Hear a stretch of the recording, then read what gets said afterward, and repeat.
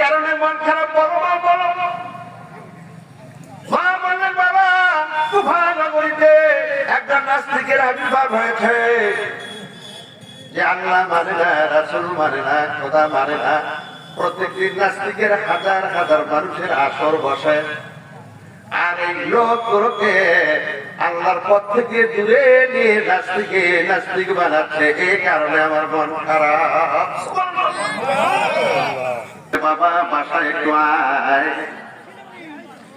ইমামে আদম আর দিন মাত্র দেরি করলেন না। কার আদেশ?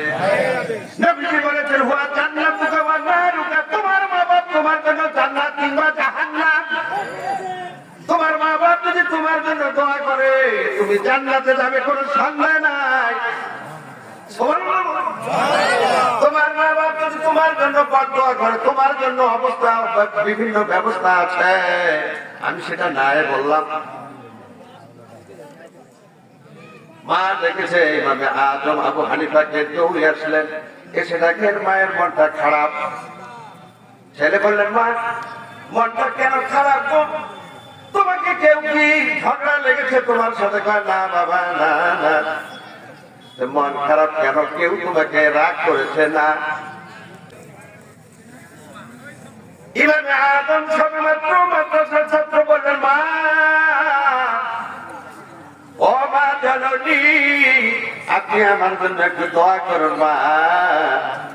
ওই নাস্তিকদের জটিল থেকে জটিলতর যত বড় প্রশ্ন করুক না কেন, আমি ইমামে আবু হানিফা ওই প্রশ্নগুলোর জবাব দিয়ে ওই নাস্তিক গুলোকে আমি আল্লাহর পথে আস্তিক বানিয়ে দেব।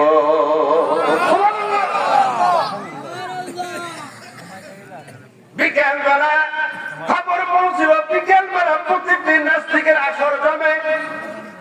খবর গেল মুসলমানদের ইমাম ছোট্ট মানুষ যোগদান করবে। আসর জমেছে, প্রায় বিকেল বেলা নাস্তিকদের নাচানাচি শুরু হয়ে গেছে। কই মুসলমানদের ইমাম? বেলা বেলায় চিঠিমিটি। এমন হঠাৎ মুহূর্তে ইমামে আজম আবু হানিফা গিয়ে উপস্থিত হলেন নাস্তিকদের আসরে।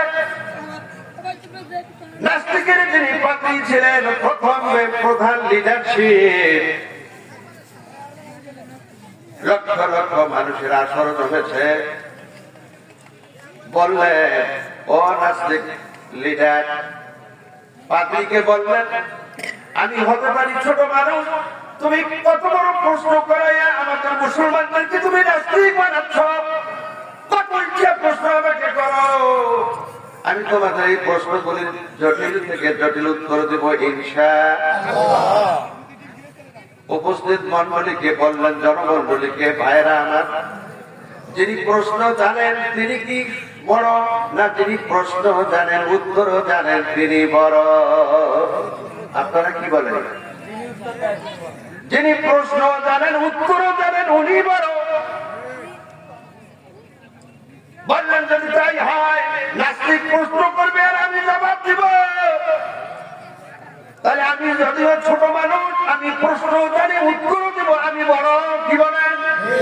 ওই নাস্তিককে ওখান থেকে নামানো হোক। সমস্ত উপস্থিত লোকজন বললে ঠিক আছে, তুমি চেয়ার থেকে নিচে নামো। এবার ইমামে আদম আবু হানিফা চেয়ারের মধ্যে গিয়ে বসলে। সুবহানাল্লাহ। তো একটু মাতাচা ওয়া তুজিল্লু মাতাচা। সম্মান দিল কে রাখতে? ছোট মানুষকে সম্মানের আসলে কে বসালে? আল্লাহ। এইবার নাস্তিককে বলল, নাস্তিক শোন, তোমার মনে যত চায় প্রশ্ন করতে পারো, আমার কোনো আপত্তি নাই। আমি ইনশাআল্লাহ তোমার প্রশ্নের জবাব দেব। সুবহানাল্লাহ। নাস্তিক বললেন বেশি প্রশ্ন করব না, মাত্র 3টি প্রশ্ন করব। কয়টা? সবাই বলে আরো জনে। নাম্বার 1, যাকে দেখি না তাকে মানি না। 1 নম্বর প্রশ্ন হলো কি? যাকে দেখি না তাকে মানি না। কে প্রশ্ন করলেন? নাস্তিক। 2 নম্বর প্রশ্ন, জিন হলো আগুনের তৈরি, আমার আল্লাহ আগুন দিয়ে তাকে সাজদা করবেন, এটা অসম্ভব, আমি মানি না। 3 নম্বর হলো মাটির তৈরি মানুষ। কি বল, মানুষ কিসের তৈরি? তকদিরে যা লেখা আছে তাই হবে, আমল করার কোন প্রয়োজন নেই। কয়টা প্রশ্ন? জবাব কি দেব? জবাব দেওয়ার আগে আমি বলছি, আপনারা কি সত্যি শোনার জন্য এসেছেন? শীতকে উপেক্ষা করে কঠোর সাধনা করে এসেছেন? আপনি এখানে যতক্ষণ বসে থাকবেন বন্ধু, আপনার প্রতিটি শ্বাস প্রশ্বাস আল্লাহর নবী সাল্লাল্লাহু আলাইহি ওয়াসাল্লামের সিংহাসন পরিমাণ সওয়াব জমা হবে। কথা কি বুঝলা? এই অবস্থায় যদি কেউ এখানে মারা যায়, আমার আল্লাহর নবীর বর্ণনা অনুযায়ী সোজা জান্নাত। সুতরাং চিন্তার কি কারণ থাকতে পারে? অগণিত ফেরেশতা আপনাদেরকে বেষ্টন করে আকাশ পর্যন্ত পৌঁছে গিয়েছে। আল্লাহর রহমতের বাড়ি ধারা অগণিত ভাবে বর্ষণ হচ্ছে। এত বড় একটা শান্তিপূর্ণ জায়গা, আল্লাহর নবী এই জায়গাতে পৃথিবীতে জান্নাতে বলে ঘোষণা দিয়েছে। আর জান্নাতের মধ্যে তো যারা জান্নাতি তারাই আসবে, অন্য কোন লোকের স্থান নাই। কি বল? তাহলে জান্নাতের মধ্যে বসে জান্নাতি আদব রক্ষা করা জান্নাতি মানুষের জন্য ওয়াজিব। কি বলে? এই জন্য আমি যতবার আয়াতে কারিমা পড়ব বন্ধু, শেষে আল্লাহু আকবার বলে দিবেন। যতবার সুবহানাল্লাহ বলবো বলবেন, যতবার আলহামদুলিল্লাহ বলবো বলবেন, যতবার আল্লাহু আকবার বলতে বলবো বলবেন ইনশাআল্লাহ। এবার নাস্তিক নিচে নামলেন, লক্ষ লক্ষ শ্রোতার সামনে এইবার ইমামে আজম আবু হানিফা চেয়ারের উপরে বসলেন। নাস্তিককে বললেন, তোর প্রশ্ন তো আমি শুনেছি। এইবার ইমামে আজম আবু হানিফা একটা মাটির ছোট্ট ঢেলা তৈরি করে নিয়ে একটা ঢেলার মাধ্যমে নাস্তিকের 3টে প্রশ্নের জবাব একসঙ্গে দিয়ে দিয়েছে। কথা কি বুঝছে? নাস্তিক ঢেলাটা দেখে অবাক হয়ে গেলেন, কিভাবে 3টি প্রশ্নের উত্তর তুমি একটা ঢেলার মাধ্যমে দিতে পারো? বলে এই জায়গায় বলে নাকের মধ্যে মেরে দিলেন। কোথায়? যেই মাত্র নাকের মধ্যে মেরে দিলে, রাগ থেকে দরদর করে রক্ত পড়া শুরু হয়ে গেল। কিছুক্ষণ পর ব্যথা হলো, আর কিছুক্ষণ পর ব্যথার চোটে আর সে লড়তে পারে না। এ বিচার কোর্টের মধ্যে গেল। ইমামে আজম আবু হানিফাকে ম্যাজিস্ট্রেট তলব করলো, বাবা কেন তুমি একটা নির্দোষ মানুষকে একটা মাটির ঢেলা দিয়ে মেরেছো? এর জবাব দাও। ইমামে আজম আবু হানিফা রাহমাতুল্লাহ আলাইহি বললেন, হুজুর আমি তাকে কশ্চিন কালেও মারতে যাই নাই। উনি আমাকে 3টে প্রশ্ন করেছেন হুজুর, আমি একটা মাটির ঢেলা তৈরি করার মাধ্যমে তাকে 3টার জবাব দিয়েছি। সুবহানাল্লাহ। বললেন, বাবা সেটা কেমনে গো, একটু বলে দাও। কয় হুজুর উনি 1 নম্বর প্রশ্ন করেছেন, যাকে দেখি না তাকে মানি। প্রশ্নটা আপনার মনে আছে? হুজুর আমি একটা মাটির ঢেলা তৈরি করে নাকের মধ্যে মেরেছি, নাক দিয়ে রক্ত পড়েছে, উনি বলেছে থরথর করে ব্যথা হয়েছে এবং সারা শরীর লড়তে পারে না। হুজুর ব্যথা আমার কোন জায়গায় হয়েছে আমাকে একটু দেখা দিন। ব্যথার রং কেমন, কোন কালারে বিভক্ত আমাকে একটু দেখা দেন। কয় ব্যথা কি দেখা যায়? দেখা যায় না তা তো মানা যায় না, ওনারই তো প্রশ্ন। সুতরাং যা দেখা যায় না তা মানা যায়। কিসের বিচার? কথা কি বলছি? 2 নম্বর উনি বলেছেন, জিন আগুনের তৈরি আর মানুষ মাটির তৈরি। আমার আল্লাহ আগুন দিয়ে জিনকে শায়েস্তা করবে, এটা কি সম্ভব? আগুনের গায়ে নাকি আগুন লাগে? না না,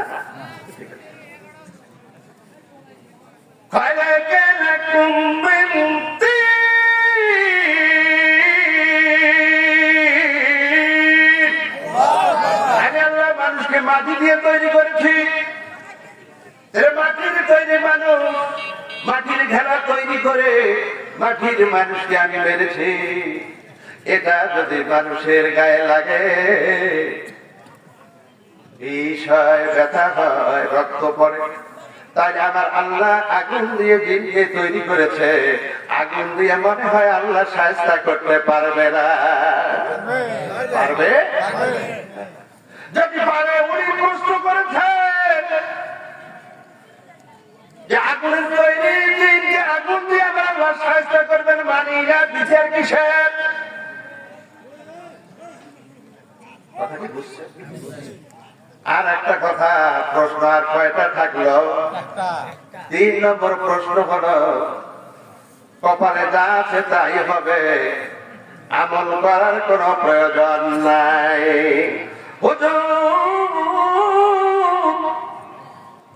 এই মাটির ঘেরা যে ওর কপালে ছিল, তার বিচার কিসের? বিচার করলে তো কাজ হয়, আর কাজ আর বিচার আমল বলে কিসের আমল? আমলের দরকার নাই। কথা কি বলছি? আমলের দরকার আছে কি নাই? এত কষ্ট করে বন্ধু এসেছে, এমনি চলে যাবে, আমল করার দরকার আছে কি নাই? আছে।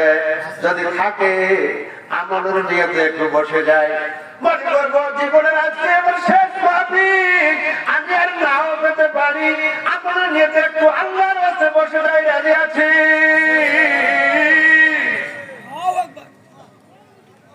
তাইলে এবারে কোরআনে ঢুকবো, পড়েন বিসমিল্লাহির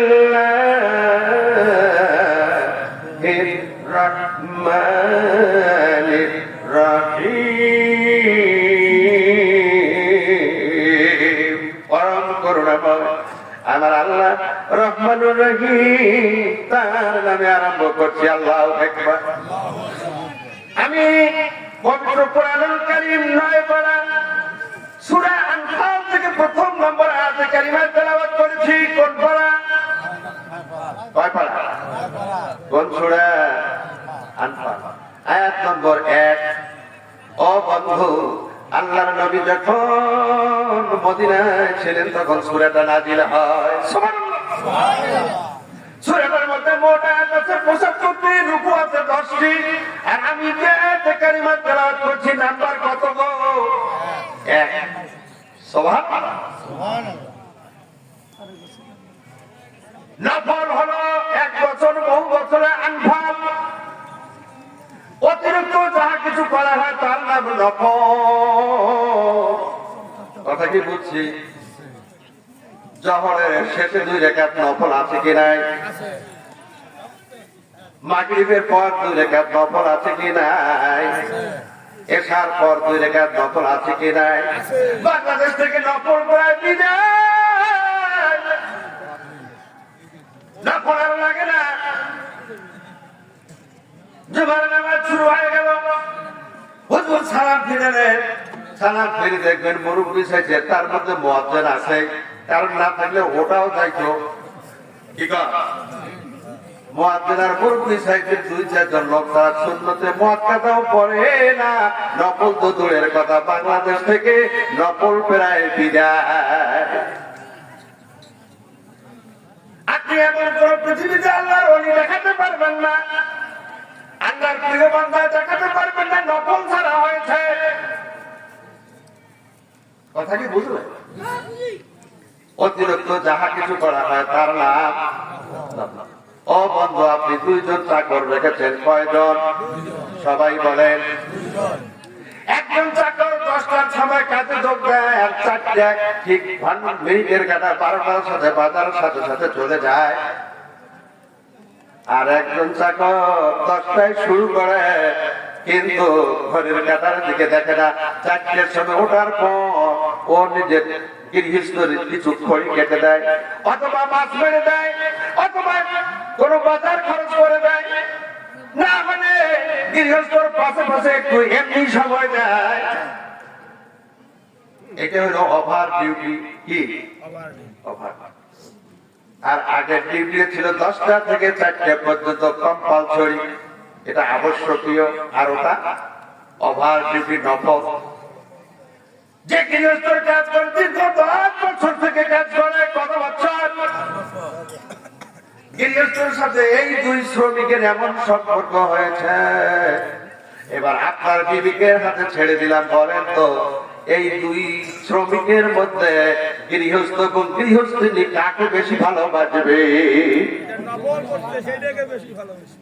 এমনকি এই 10 বছর কাজ করতে গিয়ে বৃদ্ধ হয়েছে, স্ত্রী স্বামীকে বলে গো ওই চাকরটা এত মায়া ভালো লাগে, আমার বাড়ি ভিটার থেকে তাকে 500 জমি লিখে দেওয়াই লাগবে। কে বলছে? নিজের স্ত্রী। স্বামী কয় গো মনে মনে তো আমার ওইটা খেয়াল ছিল, কিন্তু কবার কয় না, তুমি যদি না কোস। দুইজনে একমত। কি বলে? কিসের কারণে? ওভার ডিউটি 10 বছর করার কারণে। যদি না পৃথিবীর মানুষের জন্য সম্ভব হয়, আপনি আমি যেই মালিকে প্রার্থনা করি, বন্ধু কুল কায়নাতের একচ্ছত্র অধিপতি আমার আল্লাহ, আপনি তার জন্য প্রতিদিন নফল করবেন, আমার আল্লাহ মনে হয় আপনার নফলটা বৃথা পেতে দেবে না। বান্দা যখন নফল করে, নফল করতে করতে বান্দা এক পর্যায়ে আল্লাহর চোখ, বান্দার চোখ আল্লাহর চোখে পরিণত হয়ে যায়, বান্দার হাত আল্লাহর হাতে পরিণত হয়ে যায়, বান্দার পা আল্লাহর পায়ে পরিণত হয়ে যায়। কেমনে বুঝাবো? এক পেয়ালা পানির মধ্যে 1 চিমটি চিনি দেন, কি দেবে? 1 চামচ লবণ দেন, আর কিছু লেবুর রস দেন, দিয়ে একটা খোটলা মারেন। এবার আপনি এই গ্লাসের পানি লবণ চিনিকে কি বলবেন? কি বলবেন? আমি যদি বলি বন্ধু শরবত বানালে ওখান থেকে চিনি আমাকে আলাদা করে দাও, পারবে? চিনি বাদে দিলে লবণটুকু আলাদা করে দাও। তাহলে এটা যদি সম্ভব হয়, আপনার চোখের সামনে তৈরি করলে যদি এটা সম্ভব হয়, যেই বান্দা নফল করবে, পড়তে পড়তে পড়তে পড়তে আবার আল্লাহর সাথে এরকম শরবতে পরিণত হয়ে যায়। বিশ্বাস হয়? আল্লাহ এর নাম কি? নফল। অতিরিক্ত যা কিছু করা হয় এর নাম করব। কে কে রাজি আছে? মুখে না কাজে? করার আগে না পরে? ইনশাআল্লাহ। বদরের যুদ্ধের সময় আয়াতে কারিমা নাযিল হয়, মাত্র মুসলমানদের পক্ষে 313 জন সাহাবী বন্ধু, কাফেরদের পক্ষে 1000। মুসলমানদের তেমন যুদ্ধ অস্ত্র নাই, করা নাই, রসদপত্র কম, তাও এই মাটির জায়গা নয়, মরুময় ময়দানে বদর প্রান্তরে যুদ্ধ করা লাগবে। পবিত্র রমজানের মোবারক মাস 17ই রমজান, বদর প্রান্তরে যুদ্ধ হবে। নবীজি এবং সাহাবীরা রোজা রেখেছিলেন কিনা? আল্লাহু আকবার। রোজা নিয়ে চটিয়ার ময়দানে, বালুময় ময়দানে 17ই রমজান যুদ্ধ হবে। আল্লাহু আকবার। সাহাবীরা বললেন নবী আল্লাহ হুজুর, আমরা সংখ্যায় কম, কাফেরদের যুদ্ধ বেশি, অস্ত্র বেশি, সাজসজ্জ অনেক বেশি গো হুজুর, আপনি আমাদের জন্য একটু দোয়া করেন। আল্লাহর নবী সাহাবীদেরকে নিয়ে রাতে অক্ষর নয়নে দোয়া করলেন, আল্লাহ আগামী দিন বদর দিন তোমার পক্ষ থেকে সাহায্য চাই। আল্লাহ নবীকে ওহী জানিয়ে দিলেন, বন্ধুরে চিন্তার কোনো কারণ নাই, আমি 1000 আমার ফেরেশতা দিয়ে আগামী দিন সাহায্য করব। কোন যুদ্ধ? সুবহানাল্লাহ। পরের দিন যুদ্ধে জয়লাভ হয়েছে কিনা? পরের দিন যুদ্ধ হলো, নবীজি সৈন্যগুলোকে 3 ভাগে ভাগ করলেন। কয় ভাগ? 1 ভাগ 2 পথে, 1 ভাগ নবীজিকে এক প্রহরী হিসাবে একদল প্র্যাকটিক্যাল মাঠে। আগামী দিন যুদ্ধ শুরু হয়ে গেল, তুমুল যুদ্ধ হয়ে গেল। ইসলামের চির দুশমন আবু জেহেল এই যুদ্ধে নিহত হয়। কথা বুঝছেন? ছোট্ট 2টি ছেলে মুআয আর মুআব্বাদ, আল্লাহর নবী যখন যুদ্ধের জন্য সৈন্য প্রস্তুত করতেছিলেন, এই 2 ভাই আকারে ছোট ছিল। যুদ্ধের মধ্যে টেকে না, মা পাকা আছে। 2 ভাই যুদ্ধে যাওয়ার জন্য নিজের জুতো দুটোকে উঁচু করে পায়ের আঙ্গুলে, বুড়ি আঙ্গুলে ভর দিয়ে দাঁড়িয়েছিলে।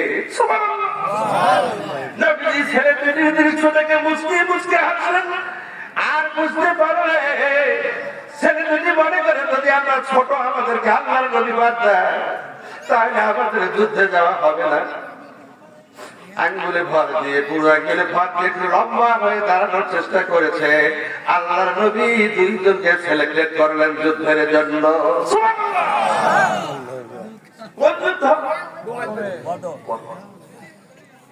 পরের দিন যখন যুদ্ধ শুরু হয়ে গেল, এই 2 ভাই মুআয আর মুআব্বাদ যুদ্ধে তীর বেগে ছুটে গেলেন।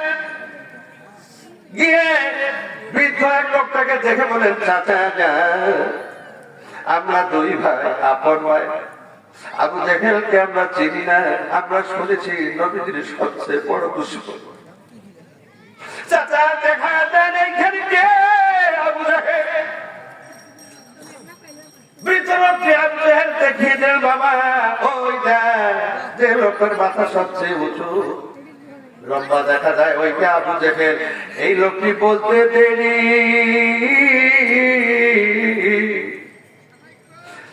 যেমন চড়ার বাচ্চাকে ছো মেরে নিয়ে যায়, ওই ছেলে দুটি এমন ভাবে ছো মেরে গিয়ে আবু জেহেলকে ধরাশায়ী করে দিলেন। বলেন আল্লাহু আকবার। আল্লাহর নবীর চির দুশমন আবু জেহেল এই যুদ্ধে তার পতন হয়ে গেল, মরে গেল। বলেন নাউযুবিল্লাহ। আল্লাহকে যারা বেসেছে ভালো, দুঃখ কি তাদের থাকতে পারে? দুঃখ কি তাদের থাকতে পারে? পারে? যারা রয়েছে মুখে কোরআনের বাণী, যারা রয়েছে মুখে কোরআনের বাণী, হতাশা কিয়া তাদের থাকতে পারে? দুঃখ কিয়া তাদের থাকতে পারে? পারে? 2 ভাই আবু জেহেল আল্লাহর নবীর চির দুশমন আবু জেহেলকে এবার দুনিয়া থেকে বিদায় করিয়ে দিলেন। বলেন ইন্না নাউযুবিল্লাহ। তাহলে যুদ্ধ শেষ হয়ে গেল, যুদ্ধে জয়লাভ হলো। গিরি গুহার মধ্যে যে সৈন্যদেরকে আল্লাহর নবী নিযুক্ত করেছিলেন, তারা বললেন, আমরা যদি গিরি গুহায় ঠিক মতো দায়িত্ব পালন না করতাম, যুদ্ধের বদর যুদ্ধ জয়লাভ হতো না। সুতরাং গনিমতের মাল এগুলি আমার। যুদ্ধে প্র্যাকটিক্যাল ময়দানে যারা যুদ্ধ করলেন, তারা বললেন, মাঠে যদি আমরা ঠিকভাবে যুদ্ধ না করতাম, যুদ্ধ জয়লাভ করা দেরি হতো। সুতরাং গনিমতের মালগুলি আমার। নবীজিকে পাহারা ছিলেন, তারা বললেন, আমরা যদি নবীজিকে পাহারা না দিতাম, নবীজি ঠিক মতো ডিরেকশন দিতে পারতেন না। সুতরাং ওই যুদ্ধরত সম্পদগুলি আমার। এই সাহাবীদের মধ্যে সামান্য একটু মতলব্য হলো। যুদ্ধে জয়লাভ করার পর যুদ্ধরত সম্পদকে আনফাল বলা হয়, গনিমতের মালকে আনফাল বলা হয়। আমার আল্লাহ এটার বরদাস্ত করলেন না, সাথে সাথে এই সূরাটা নাযিল করলেন। সুবহানাল্লাহ বলেন। ইয়াসআলুনাকা আনিল আনফাল। হে নবী, আপনাকে সাহাবীরা লোকেরা আনফাল গনিমত সম্পর্কে জিজ্ঞাসা করবে, আপনি বলে দেন কুলিল আনফালু লিল্লাহি ওয়ার রাসূল। এই গনিমতপ্রাপ্ত সম্পদ, যুদ্ধপ্রাপ্ত সম্পদ কোন সাহাবীর নয়, কাউকে নয়, না আল্লাহ এবং আল্লাহর রাসূলের। সুবহানাল্লাহ বলে। এই ফয়সালা মিটিয়ে দিলেন কে? আল্লাহ। সুবহানাল্লাহ। আল্লাহ। সুতরাং কোরআনের জন্য, কোরআনের জীবন্ত কোরআনের জন্য যারা জীবন দিয়ে যুদ্ধে জয়লাভ করলেন, ইসলামের বিজয় দান হলো প্রথম যুদ্ধ, যেটা ইতিহাস থেকে শুরু করে কিয়ামত পর্যন্ত স্বর্ণাক্ষরে লিখিত থাকবে। ওই যুদ্ধের নাম বদর। তাহলে আনফালের কয়টা অর্থ বললাম? অতিরিক্ত যা কিছু করা হয় তার নাম আনফাল। নফল আমরা করবো ইনশাআল্লাহ। আর যে কোনো মুসলমানদের ঈমান এবং রাসূলের ক্ষেত্রে যে কোনো জিনিস আসুক, নিজেকে কোনোদিন বড় মনে করবো। সম্পূর্ণ ফয়সালা আল্লাহ এবং তার রাসূল কর্তৃক কোরআনুল কারীমে আমার আল্লাহ দিয়েছে। সুবহানাল্লাহ বলে। আর আগে বলে শুধুমাত্র যে আয়াতে কারিমা বলছি, এর একটু কথা শুনুন আমার আল্লাহর পবিত্র জবান। ইন্নাল্লাহ লা ইউখলিফুল মিয়াদ। আমার আল্লাহ কোনদিন ওয়াদা খেলাফ করেন না। ওয়াদাল্লাহি হক। আমার আল্লাহর ওয়াদা মহা। সুবহানাল্লাহ। আল্লাহ বলেন ইন্নামাল মুমিনুন, তারাই মুমিন, নিশ্চয়ই তারাই মুমিন।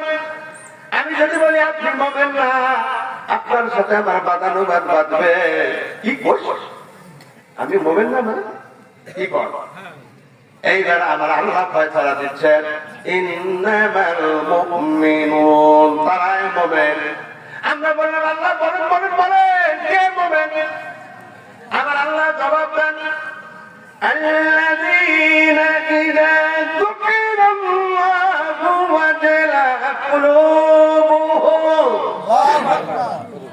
মুমিন যারা আমার আল্লাহর পবিত্র নাম শোনার সাথে সাথে তার অন্তরাত্মা প্রকম্পিত হয়ে ওঠে। সুবহানাল্লাহ। কি হয়ে ওঠে? কম্পন শুরু। ইন্নামাল মুমিনুনা আল্লাযীনা ইযা যুকিরাল্লাহ, যখন আমার আল্লাহর পবিত্র নাম মুমিন মুমিনাতের সামনে জিকির করা হয়, ওয়াজিলাত কুলুবুহুম, অন্তরাত্মা কেঁপে ওঠে, প্রকম্পিত হয়। একটু আগে মুমিনের যে অবস্থা ছিল না, এটা থাকে না। কি বলে? এবার আপনি মিলাতে পারেন এই আয়াতে কারিমার সাথে আপনাদের কার কি অবস্থা হচ্ছে আপনি নিজেই বলতে পারবেন। সুবহানাল্লাহ বলেন। আল্লাহর নাম শুনলেন আপনার অন্তরাত্মা কাঁপে কিনা? আপনার শরীরের পশম শেহরে কিনা? আপনাকে ভালো লাগে কিনা? আপনি মিলেন তো এই গুণগুলা? যদি মিলে যায় আপনি মুমিন। সুবহানাল্লাহ। وَإِذَا تُلِيَتْ عَلَيْهِمْ آيَاتُهُ, মুমিন মুমিনাত যারা তার সামনে যখন পবিত্র কোরআনুল কারীমের আয়াতে কারিমাগুলো তেলাওয়াত করা হয়। সুবহানাল্লাহ। আমি কিসের আয়াত তেলাওয়াত করছি? আমাদের সাথে কি মেলে? وَإِذَا تُلِيَتْ عَلَيْهِمْ آيَاتُهُ, সামনে যখন কোরআনুল কারীমের আয়াতগুলো তেলাওয়াত করা হয়, জাযাতুহুম ঈমানা, ঈমান বাড়তেই থাকে, বাড়তেই থাকে, বাড়তেই থাকে। সুবহানাল্লাহ। তাহলে কি তেলাওয়াত করলে ঈমান বাড়ে? কোরআন। কোরআন পড়বো ইনশাআল্লাহ। يومئذ تحدث أخبارها, খোদার কসম আপনি এইখানে কোরআনুল কারীম শুনছেন, আমি বলছি এই জমি সাক্ষ্য দিবে। আল্লাহ দিন এতটার সময় শীতকে উপেক্ষা করে সামিয়ারা নিচে বসে আমি কোরআন শুনেছি। আল্লাহর এই জমি আপনাদের সাক্ষ্য দিবে। সুবহানাল্লাহ। وتكلمنا أيديهم হাত সাক্ষ্য দিবে আল্লাহ আমি হাত দিয়ে ধরে ধরে তোমার বান্দাদেরকে কালাম শুনিয়েছি। وتشهد أرجلهم সাক্ষ্য দিবে আল্লাহ আমি পা হেঁটে হেঁটে শীতকে উপেক্ষা করে আমি কোরআনুল কারীমের মাহফিলে গিয়েছিলাম। পা সাক্ষ্য দিবে। সুবহানাল্লাহ। وعلى ربهم يتوكلون الله أكبر। আর এই মুমিনেরা সর্ব অবস্থায় ভরসা রাখবে একমাত্র শুধুমাত্র কার উপর? আল্লাহর উপর। বলেন আল্লাহু আকবার। তাহলে এবারে বুঝলেন শরীর মুমিনের নাম্বার 1 গুণ হলো যখন মুমিন মুমিনাতের সামনে আয়াতে কারিমা তেলাওয়াত করা হবে তার অন্তর আত্মা প্রকম্পিত হতে থাকবে। আর কোরআনুল কারীমের আয়াত তেলাওয়াত করার সাথে সাথে ঈমান বাড়তেই থাকবে, বাড়তেই থাকবে। আল্লাযীনা ইউকিমুনা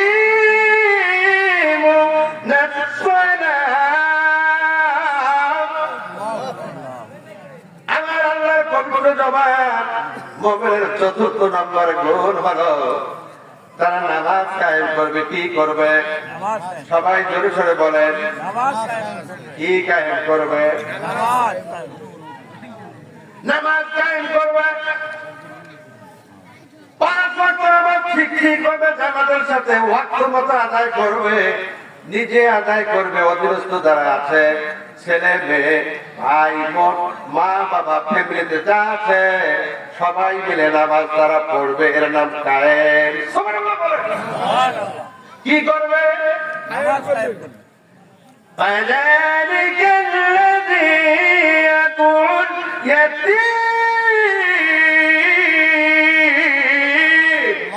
ولا يحض على طعام المسكين। সুবহানাল্লাহ বলেন।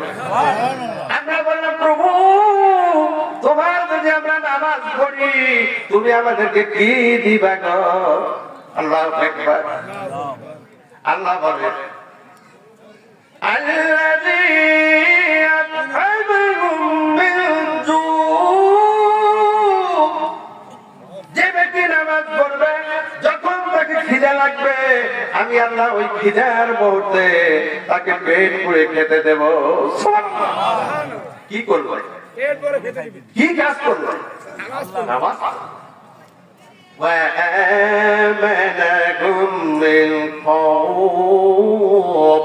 পৃথিবীতে ভয় বলতে যত প্রকার ভয় আছে আমি আল্লাহ সমস্ত ভয় থেকে ওই থেকে হেফাজত করব। ومما رزقناهم ينفقون।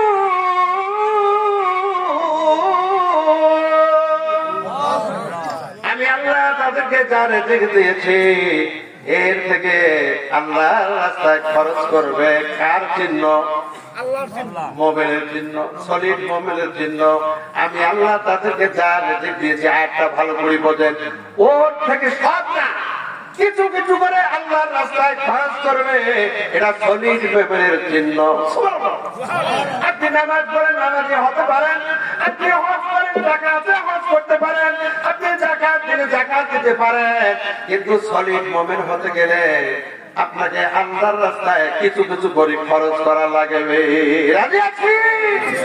কে রাজি আছে? একটু আল্লাহকে হাত তুলে দেখায়। নারায়ে তাকবীর। রাজি আছি? মুখে না কাজে? আমি এইবার এই আয়াতের আমল দেখবো ইনশাআল্লাহ। الذين ينفقون في سبيل الله من قبل أن يأتيكم الموت। الله أكبر। আমি আল্লাহ তোমাদেরকে যা রিজিক দিয়েছি এর থেকে খরচ করবে। আল্লাহ বললেন এই ফরজটা তোমাকে